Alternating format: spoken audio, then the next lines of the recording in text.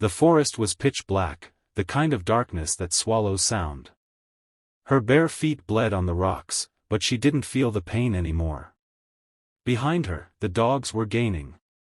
Their howls weren't angry, they were excited. They knew the hunt was almost over. She stumbled, caught herself on a tree, and kept running.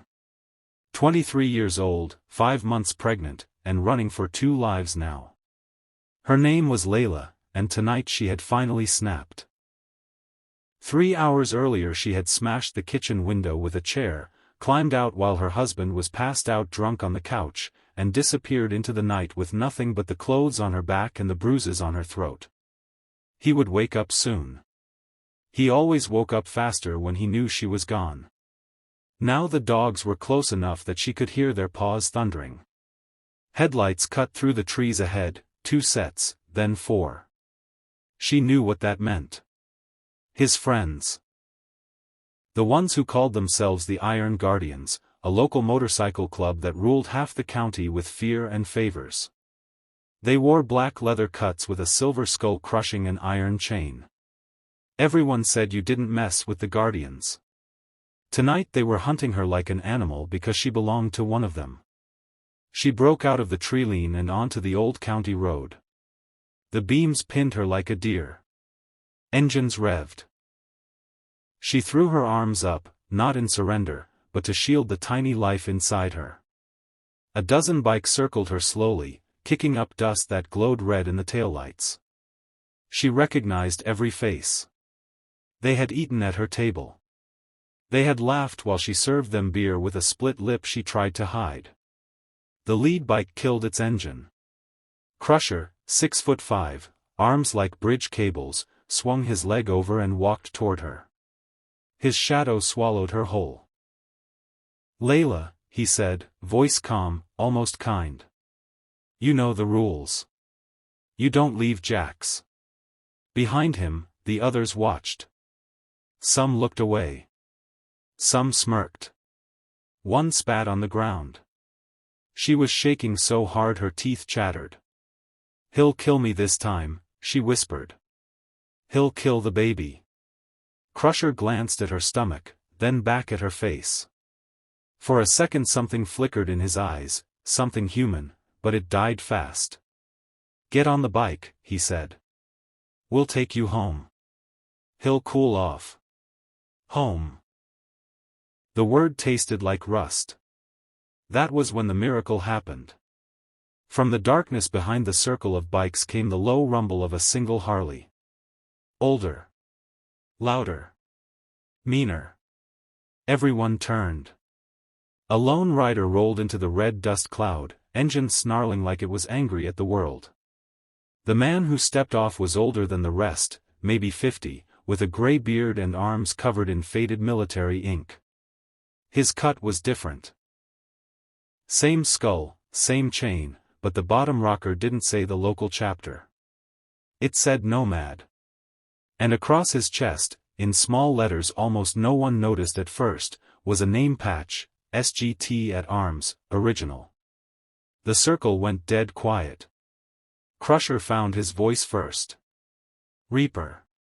This ain't your charter. This is family business." Reaper, because that was the only name anyone used, took off his helmet slowly and looked at Layla. Really looked. His eyes were the color of winter steel. "Family business," he repeated, voice low. "Funny. She don't look like she's got much family left." He stepped closer. The others parted without thinking.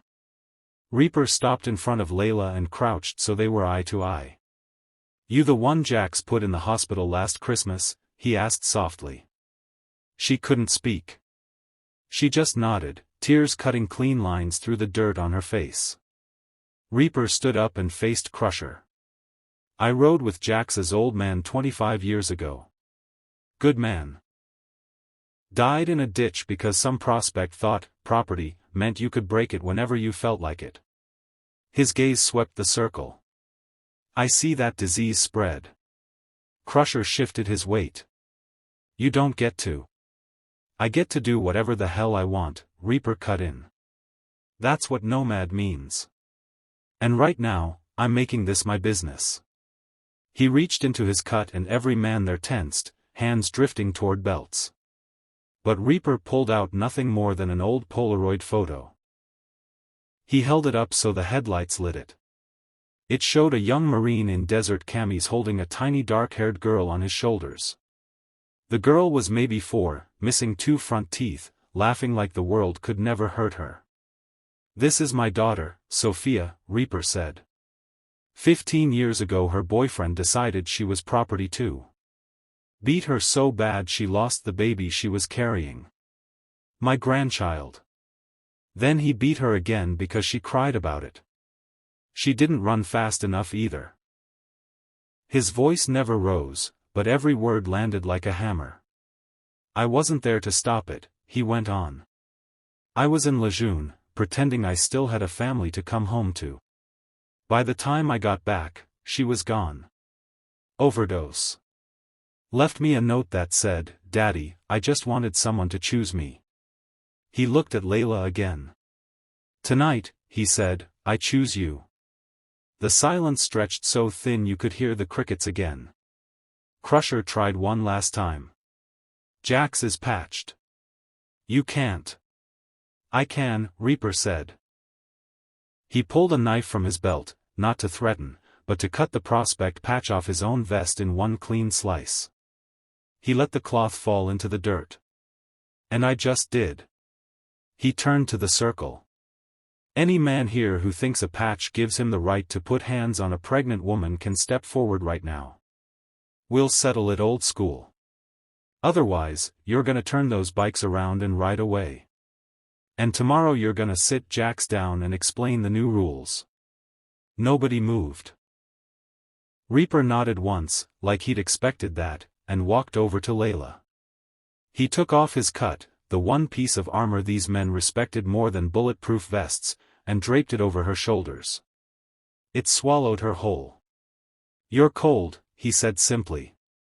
Then he looked at the youngest member in the circle, a skinny kid who couldn't have been more than 19, pale as milk. "You," Reaper said. "Give her your bike."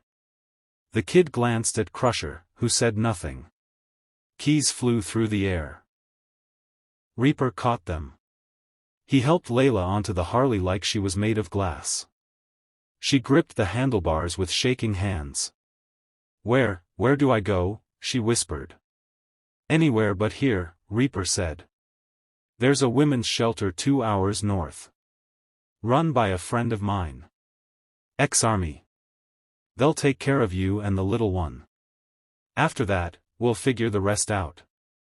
He reached into his pocket and pulled out a roll of cash thick enough to choke a horse. Stuffed it into the pocket of the cut she now wore. "That's every dime I got on me. More where that came from when you're ready." Layla stared at him, tears falling so hard she could barely see.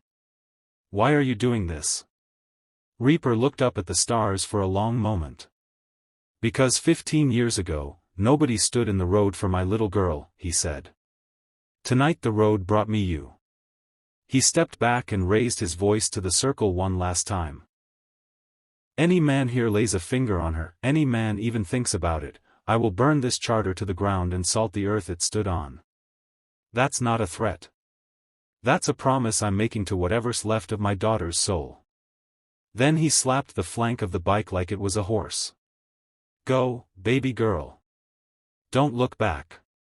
Layla twisted the throttle. The Harley roared to life beneath her, more power than she'd ever felt in her entire life. For the first time in years, the sound didn't scare her. It sounded like freedom. She shot down the road, the heavy cut flapping behind her like wings. In the rearview mirror she saw a Reaper standing alone in the dust, growing smaller and smaller until the taillights swallowed him. She never saw Jax again. 6 months later, in a small house with yellow curtains and a crib in the corner, Layla rocked her newborn daughter to sleep.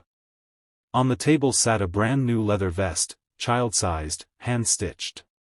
The top rocker said, "Property of nobody." The bottom rocker said, "Forever free." In the center was the same silver skull crushing an iron chain, but the chain was broken in half. There was a knock at the door. When she opened it, Reaper stood there holding a tiny pink helmet and trying, and failing, to hide the tears in his eyes. "Figured my granddaughter needs to learn how to ride someday," he said, voice cracking. Layla stepped aside to let him in. As he crossed the threshold, he paused and looked at the vest on the table. "You kept the cut," he said softly. "No," Layla answered.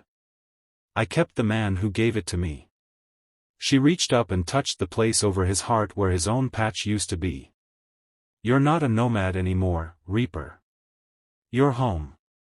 And for the first time in 15 years, the man who had nothing left to lose smiled like a man who finally had everything.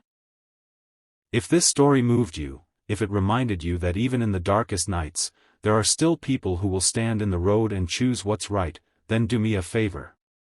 Hit that like button so this message reaches someone who needs to hear it tonight. Subscribe and ring the bell, because every week we tell real stories of courage, second chances, and the kind of love that doesn't wear a patch, it wears scars. And if you're watching this and you're scared to run, please, borrow Reaper's words. The road is long, but it's waiting. You don't have to look back. Just twist the throttle and go. We'll leave the light on for you.